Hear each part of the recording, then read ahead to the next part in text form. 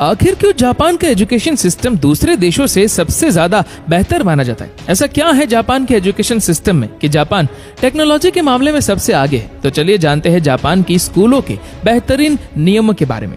दोस्तों, जापान में स्कूल का टाइम सुबह 8:30 बजे से शुरू होता है और सभी को टाइम पर पहुंचना जरूरी होता है। अगर स्टूडेंट 5 मिनट लेट हो जाता है तो उसे 1 सप्ताह तक जल्दी आकर अपनी क्लास की साफ सफाई करनी पड़ती है और यही उसकी सजा होती है। साथ ही जापान के स्कूलों में जो भी चीज सिखाई जाती है वो हर चीज प्रैक्टिकल करके ही समझाई जाती है। यहाँ पर सभी बच्चे सभी चीजों को प्रैक्टिकल करके ही सीखते हैं, इसीलिए यहाँ के लोग सबसे ज्यादा इनोवेटिव माने जाते हैं।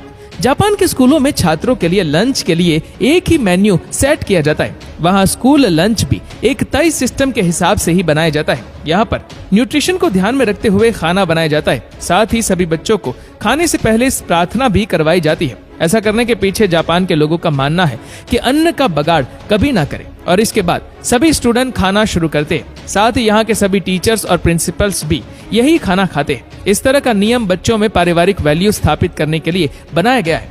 हैरान कर देने वाली बात तो ये है कि खाना खा लेने के बाद यहाँ के स्कूल को क्लीन करने के लिए कोई सफाई कर्मचारी नहीं होते, बल्कि स्कूल के सभी स्टूडेंट को मिलकर पूरे स्कूल की सफाई करनी होती है और स्कूल के सभी टीचर और प्रिंसिपल को भी ये सब करना पड़ता है। इसमें क्लास में झाड़ू लगाने से लेकर बाथरूम साफ करने तक सभी चीजों को साफ किया जाता है और इससे स्टूडेंट को साफ सफाई रखने की वैल्यू पता लगती है और यही काम को वही लोग अपना कर्म समझते हैं। साथ ही ऐसा इसलिए भी किया जाता है ताकि बच्चे बचपन से ही अपनी माँ के घर को साफ करवाने में मदद कर सके और साथ ही टीचर्स और प्रिंसिपल्स भी ये काम इसीलिए करते हैं ताकि बच्चों को ये दिखाया जा सके कि साफ सफाई करने में कोई छोटा या बड़ा नहीं होता। साफ सफाई करना छोटे से लेकर बड़ों तक सभी का फर्ज होता है। साथ में स्कूलों में बच्चों को ये भी सिखाया जाता है कि लोगों के साथ बातचीत कैसे करें, लोगों का मान सम्मान कैसे रखें और अपने भगवान को याद जरूर करें।